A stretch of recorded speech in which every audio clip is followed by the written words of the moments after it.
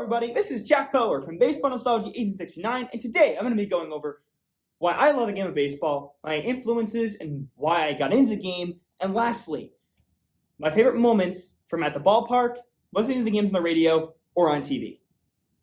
Let's begin. First off, we're going to be going over my main influences and people who got me into the game. So first off is my Papa Max. My Papa Max loved the game of baseball. He played softball when he was growing up. He played fast pitch softball when he was an adult. He was a huge Cincinnati Reds fan when he was growing up. Then when he moved to Cleveland, he became an Indians fan, watched them play in the World Series 3 times, and passed on love baseball to me. We would go to games together. We would talk about the game. But probably one of my favorite moments with him, when we go to a game, it was late September, I believe September 20th, 2007, and the Indians are playing the Oakland Athletics. The Indians are trying to clinch the AL Central Championship, and they need a win. But that doesn't go their way. In the 5th inning, Kenny Lofton hits a foul ball down the right field line, and I get out of my seat and try to get this foul ball. The ball boy hands me the baseball. I admire it, go back to my seat. I sit down. Papa Max is sitting next to me, and he says, "Jack, you probably say thank you to the ball boy." So I wanted to look at the baseball, but I stand up, listen to my grandfather's orders, and I say thank you to the ball boy. I go back to my seat, and then admire the baseball. And then the game's over. I think we lose by 6-2, I believe, and then we go home. But I remember my papa was saying that I always loved looking at the scoreboard because it was so big. I mean, at the time, I think it was one of the biggest scoreboards in the country talking about baseball. Now, thanks, Papa, for everything that we did. He passed away a couple years ago, but I'm glad we were to go to one more game back in June of 2019. We beat the Royals 4-3. I think it was July, but glad we would have that time with me, Tyler, and Uncle Jeff. That was a great time. Thanks for everything. Now, next one, my mom. My mom and I have done everything baseball together. We've been to home openers together. We've been to games on holidays, Easter, the All-Star Game, World Series, the postseason, the ALDS, the ALCS. We've done it all, except go to spring training. Well, I mean, we did go to one spring training game, but it was Red Sox and Astros. But we have done almost everything except win a World Series together and go to spring training at Goodyear, Arizona. We'll do that at some point, but we've done almost everything you can in the game of baseball that you possibly can. And we've done our matinee. Our daily tradition is a weekday matinee game at 1 o'clock. We do that every single year. We've done that, I think, ever since 2011, where we saw the no-hitter by Johan Santana. Last game we went to wasn't even that. It was a terrible game. Matt Chapman's tied a major league record for walks in a game with 5, and we got blanked by the Oakland Athletics 17-0. Not one to remember, but we were cheering for Matt Chapman to get his 6th walk of the ball game. And when he struck out, we booed him. So that was really fun. Now, Mom, thank you if you're listening. Thank you for our time as being fans and friends, and we've got so closer because of the game of baseball. And I'm fortunate these last 6 years we've been able to go to all these games. Lastly, someone who understands the game as much as I do, my cousin Tyler. If you're watching, I appreciate you in over the years, our talks about the game of baseball, going to games together, and remember that long 12-inning, the 16-inning game? We were there together. We were there. You were probably furious about the Maniacta move, and he didn't want to take out, but he didn't want to leave Justin Masterson when he was on a roll against the Blue Jays. And then just last year, when me and you saw the Cincinnati Reds and Indians, and they beat the Reds the day after Nana passed away. And then, remember that same season with the Seagulls. So we've had a lot of stuff together. I'm glad we're able to share we have a bond with the game of baseball, and we just love it. Now, moving to my favorite memories, let's start with my favorite memory at the ballpark. Has to be Game 1 of the ALDS. The starters, you have this first time ever we've hosted a playoff game in that round in 9 years. We play our arch rival, the Boston Red Sox, and we're down. We tie the game. A good throw by Tower Naquin to Lindor to Perez gets us out of the first. And then we tie it up. Then the Red Sox take a 3-1 lead. And then in the bottom of the third, off Cy Young winner, eventual one, we had 3 home runs. First, it is a Roberto Perez 3-2 pitch, home run to right field. Swung on, hit high, deep to right. Betts is back, track, near the wall, gone! Then it's a Jason Kipnis 1-out home run to deep center. to the bullpens. Swung on, hit high, deep to right center. There she goes. And then Lindor on an 0-2 pitch, or an 0-0 pitch, hits the ball so high and so very far that it goes off the top of the wall and for a home run, and we have a 4-3 lead. Now the 1-0 pitch. Swung on, hit high, hit deep to right, bats at the wall, leaps, it is gone!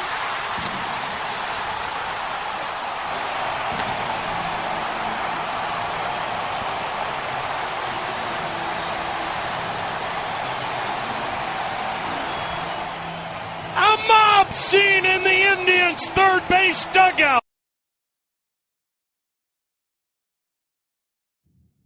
Garrett Bauer only goes 4 1/3. They bring in Andrew Miller in the 5th inning, and he gets out of it. And then we win the game on a controversial strike 3 call on Dustin Pedroia, which he's still probably upset about, but we win that game. That's my favorite memory ever. The crowd was so loud. Oh, and I forgot to mention that Mike Napoli hit a ball so far, it went out of the ballpark into the plaza, the Gateway Plaza by the arena, Quicken Loans Arena, where the Cavs play. Yeah, he hit it probably over 500 feet. That place was electric. My voice was dead the next day. And we stopped by guys who were from Utah. A lot of fun. Now, I want to talk about my favorite memory that's not a playoff. Not a playoff. I'm going to have to go with the 2012-2017, the 22-game win streak ending. I mean, it was incredible. The Indians at that point won 22 games. They had to win 2 doubleheaders in a row. It was incredible. Kluber, I think, was 5-0 during the streak. He was incredible. The whole pitching staff was amazing. The hitters were out of the roof. And the Indians gained like 20 games in like the division, I think, because of it.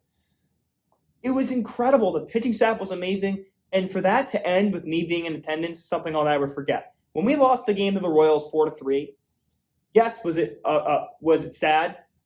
But it was amazing that all the 34,000 in the sellout crowd gave it. The fans left the dugout, the third base dugout.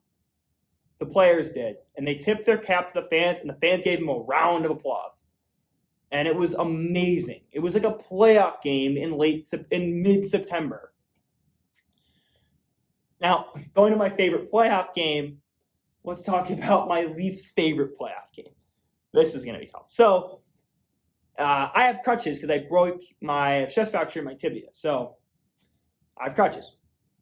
The Indians are in a must-win situation. They got their best pitcher on the mound against their former best pitcher, NC Sabathia. It's Corey Kluber against Sabathia. Now, in this game, we can't hit a look off Sabathia. We're down early, and I was worried because I'm like, if we are down, we're not gonna win this game because Chapman's gonna come in, Robinson's gonna come in, Batanza's gonna come in. We're screwed. So if we couldn't hit a lick off Sabathia, how are we gonna hit a lick off those guys? So we're only down a run. It's 3-2 in the 9th, but our defense falters. Our defense allows 2 errors, which costs us 2 runs, and we go to face Chapman down by 3. Feels like 300, if you're asking me. We lose the game.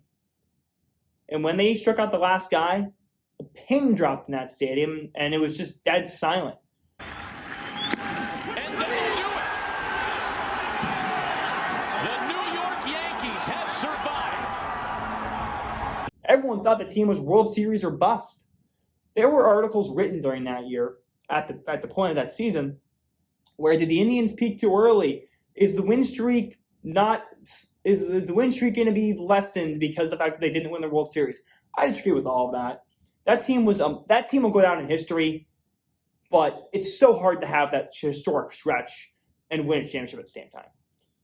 Now, going to that was such a hard thing to go through. I was frustrated because I couldn't win that playoff game. And then I was probably even more frustrated. The worst loss I've probably ever taken in a regular season game was just this past year. Same game Mom and I went to. 17-0 was the final score of that game. It was atrocious. We couldn't hit. Chris Bassett. It was bad. But I love the game of baseball.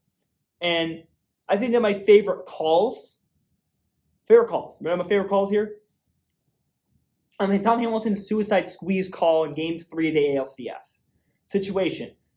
Indians, Orioles. Series is tied 1 apiece. And the Indians trying to get a lead in the series. Or the Orioles. Hershiser and Messina. Messina set an LCS record with 15 strikeouts. No pitcher got the win. Mesa blows the save in the 9th inning. We go to extras. Tied at 1. I believe it's 1. And Mike Webster's the catcher. This guy's important. Grisham's at third. And the pitcher throws Vizquel a pitch. He fouls it off. He misses the foul ball. Or he misses the bunt attempt. And in comes in Grisham, and then Janssen ensues. This is what Tom Hamilton had on the radio that day. The pitch. Squeeze play and the bunt is foul. Or is it? No, he missed it. Scoring is Grisham. The ball got away from Webster. Tribe wins it. Webster claiming the ball is foul. The bunt, and the ball got away from Webster.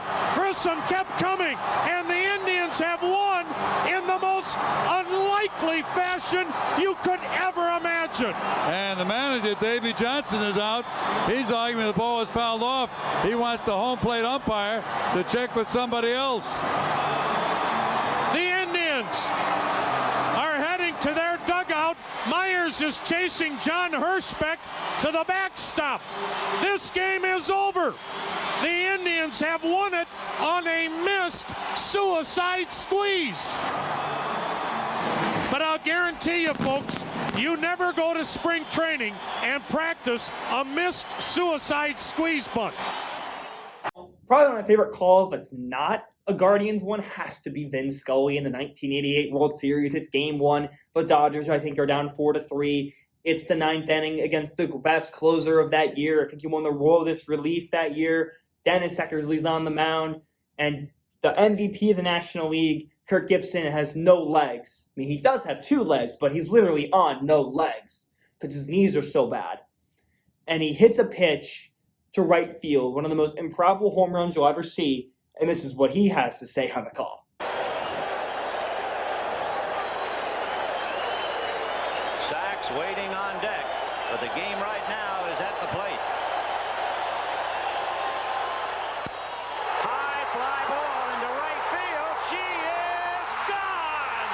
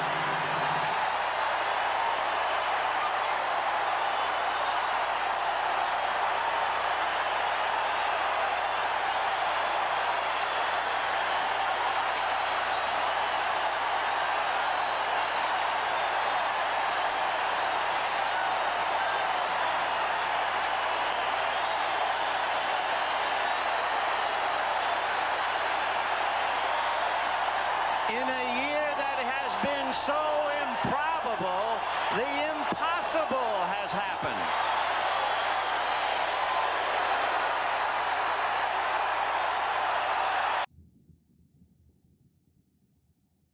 Now, the reason why I love this Vin Scully call more than any of his is because he knows, and he does this on a lot of his other ones too, is the fact that he pauses when the moment is so big. And he lets the crowd tell the story. That's why I love him and Hammy all the time, because they know when to talk and when to, not talk. That's the most important part of being a broadcaster that some of them don't really understand. And it's, again, it's really important because the crowd tells the story too. And Vin, thank you for teaching that to me because I'm an aspiring broadcaster myself. Now, with that being said, I'll run down my favorite players. Real quick. Favorite players, probably right now, it's Jose Ramirez, who in my adult life is a favorite player, a hitter. 5-tool player. He can hit, he can field, he has an arm, he can run, he can hit for power. He is, in my opinion, one of the most underappreciated third basemen and stars of his generation. If he keeps it up, he will be a Hall of Famer. He should have his number retired by the organization. He should have a statue. I know it's a little early for that, but I think he'll have a statue somewhere at Progressive Field. I would assume so. If the numbers keep up, he'll be in the Hall of Fame. Cooperstown's waiting for him if his numbers, again, stay the same. Favorite pitcher of my adult life, it's got to be Corey Kluber. No one was better than Corey Kluber. Second most strikeouts. Third most strikeouts in franchise history. He was amazing. Every day I wanted to watch him pitch. He would always show it up on the diamond. He was the most stoic guy. He came in prepared for his starts all the time. In his 2 Cy Young Award seasons, I was so blessed I got to watch him pitch for over 6 years in the great city of Cleveland. It was really a treat to watch him pitch in the ballpark. It really was. Specifically that it wasn't at the 18 strikeout game, but my goodness, I got to see him pitch some amazing games. And he didn't throw hard. He threw like a 94-mile-an-hour sinker, and then when he got older, he made like a 93, but he was probably one of my favorite pitchers or players ever. Not only that, he was a class act, and he still is pitching at, I think, the old age of 34, but he's still going. I know he's been hurt. He hasn't pitched a full season since 2018, but I still love the guy. Now, if I want to go with that, I feel like those 2 guys are definitely my favorites. But I want to go like outside the league. I gotta go. My favorite pitcher has to be Max Scherzer. He prepares like no one's business. He's the same as Kluber. Pitch, give me the ball, strike. Give me the ball. He's over 3,000 strikeouts now. I think he's 17th or 18th in strikeouts all time. He'll probably get past Max Scherzer and Sabathia, and he'll probably get past John Smoltz. He will. Max Scherzer will probably get ahead of those guys. Wait, did I just say Max Scherzer twice? I meant to say Max Scherzer will pass Max Scherzer already passed Justin Verlander, but he will pass Sabathia and Smoltz. He could pass Schilling and Pedro, but that'll be a couple years down the line. But he'll definitely get up there. I think he might be our last best shot at getting 4,000. He's only 37. If he has like 3 more years of 200 strikeouts, that's a little less than 400. But if he has 4, he'll be getting there. I think he has a good shot. You can't rule that out. But again, will he stay healthy? He's stayed healthy, relatively healthy the last couple of years. Some hiccups here and there, but hitter-wise, I'm going to go Mike Trout, and I'm going to go Juan Soto. That's my story. That's why I love the game of baseball. Those are the people who really influenced me into getting into the game of baseball, and those are my top moments. Thanks for watching.